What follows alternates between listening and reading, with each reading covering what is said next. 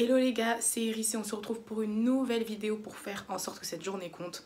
Bon, comme vous pouvez l'entendre à ma voix, je suis malade comme un phoque. Enfin, je sais pas si les phoques ils sont malades comme ça quand ils sont malades. Mais là, comment vous dire que j'ai attrapé un rhume du futur. En fait, ça fait déjà une semaine que j'avais attrapé froid.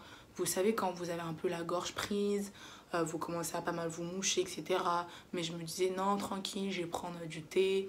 Je vais prendre du miel et du citron, ça va passer, les petits trucs de grand-mère, je vais bien me couvrir et ça ira. Pas du tout. Au final, samedi, je me suis levée. Comment vous dire que j'avais la gorge enflée, prise, plus de voix, mal à la poitrine tellement je toussais, mal à la tête tellement je toussais. Ça allait pas du tout, donc j'ai foncé à la pharmacie me prendre un truc et je vous avoue que j'étais KO tout le week-end, donc c'est pour ça que j'ai pas pu tourner. Aujourd'hui on est lundi, donc je tourne cette vidéo lundi, elle sera postée là maintenant quand vous la voyez, donc mardi. Mais même malade, je me suis dit je ne peux pas laisser ma team et surtout que j'ai pensé à ça. Vous savez, à chaque fois je vous partage mes pensées, tout ça, et ça finit en débat parce qu'avec moi ça finit toujours en débat de toute façon.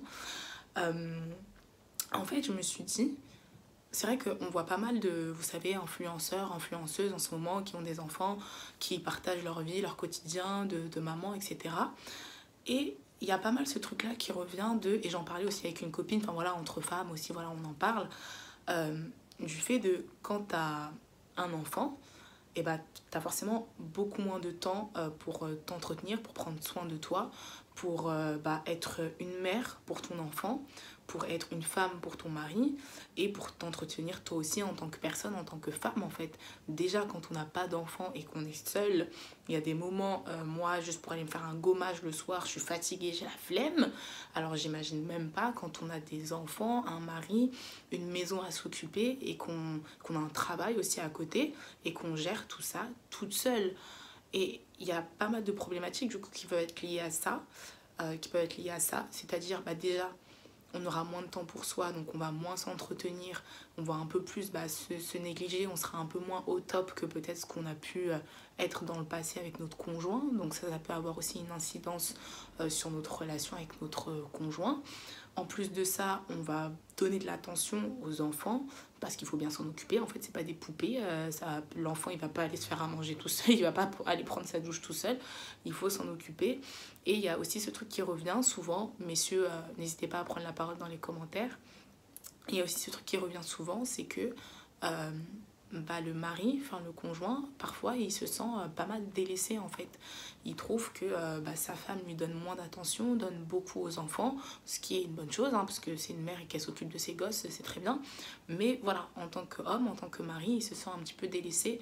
Et ça peut être une vraie problématique au sein du couple, parce que parfois il y a des hommes qui savent pas forcément comment exprimer ce besoin, parce que parfois de ressentir limite un peu de la jalousie du fait que ta femme s'occupe de tes enfants, parce que le mari c'est aussi ses enfants, il les a conçus avec la femme, donc voilà, évidemment mère-enfant c'est pas le même rapport. Vous avez vu mes ongles? Depuis tout à l'heure j'agite ma main, là je crois que c'est parce que j'ai fait mes ongles. Bref, mère-enfant c'est pas le même rapport que père-enfant, mais quand même ça reste le père, ça reste le géniteur, quoi qu'il, enfin voilà. Et ils savent pas forcément comment exprimer ça, le fait qu'ils ont besoin de plus d'attention, parce que voilà, les hommes, on leur a toujours appris que de toute façon, ce sont des hommes et ils intériorisent beaucoup, en général, bien évidemment. Et du coup, ça peut créer un fossé qui va faire, du coup, on va fragiliser, avoir, pas une cassure, mais le couple peut être un peu plus fragilisé. Et en plus de ça, parfois, on peut avoir moins de temps pour s'occuper de manière optimale, je cherche les bons mots pour pas heurter qui que ce soit, de manière optimale pour s'occuper de ses enfants. Et c'est pour ça que je me suis posé cette question-là, est-ce que quand on a de l'argent, on est à même de donner une meilleure éducation à ses enfants? Tout simplement parce que certainement on aura les moyens de se payer des nounous, on aura les moyens de se payer peut-être des gens qui vont nous accompagner dans l'éducation de notre enfant, parce que je me dis que quand on a un enfant en plus pour la première fois, c'est un apprentissage, surtout si on n'a pas forcément eu de petits frères ou petites sœurs à qui s'occuper. Donc c'est un apprentissage en fait. Et je me suis dit, mais est-ce que le fait d'avoir plus de moyens financiers, ça nous permet d'être des meilleurs parents? Dans le fond, je dirais oui et non, parce que on peut avoir très peu de moyens financiers, mais avoir des valeurs et inculquer des vraies valeurs à nos enfants. Et ça, on peut avoir tout l'argent du monde. Si par exemple vous êtes un parent toxique, même avec tout l'argent du monde, ce que vous allez inculquer à vos enfants, ça ne sera pas forcément positif pour eux en fait. Donc je me dis, tout ne repose pas dans le fait d'avoir du temps et des moyens, mais c'est aussi les valeurs qu'on va inculquer à nos enfants, ce qu'on va leur apprendre, comment on va les éduquer. Alors forcément, quand on a moins de temps, je me dis qu'à certains niveaux, on peut moins bien faire certaines choses parce que bah, peut-être on manque de temps et c'est vrai que c'est compliqué. Mais bon, après pour moi, des valeurs, ce sont des valeurs qui se communiquent même en ayant moins de temps que quelqu'un qui va avoir beaucoup d'argent et 45 nounous. Bah justement, parfois le fait d'avoir plein de nounous, les nounous, elles vont peut-être pas transmettre les mêmes valeurs que le parent aurait transmis à son enfant. Donc c'est ça aussi. Parce qu'au final, ok, on va avoir des nounous, donc on va pouvoir se dégager peut-être plus de temps pour s'occuper de la maison, pour s'occuper de soi et entretenir sa relation, entretenir sa maison, voilà ce qui est important aussi. Et pouvoir travailler aussi à côté, parce qu'aujourd'hui on est des femmes indépendantes, you know, donc on travaille aussi à côté.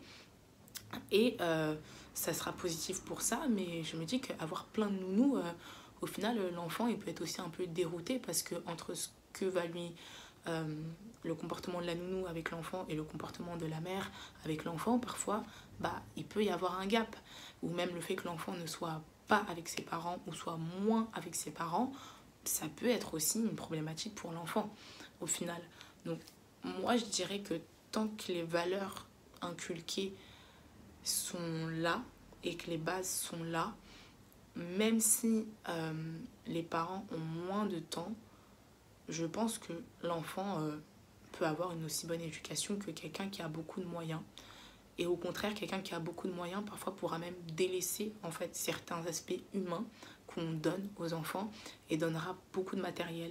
Donc voilà, mais après par contre pour l'entretien du couple et de la maison, c'est vrai que d'avoir quelqu'un qui nous aide, parfois les grands-parents ou des nounous, ce genre de choses, ça peut quand même aider. On va pas se mentir, c'est une nouvelle vie quand on accueille un enfant dans un foyer. Forcément que notre couple, on le met un peu moins en avant. Donc c'est vrai qu'avoir un appui là-dessus, par contre, là je trouve que ça peut être vraiment très intéressant.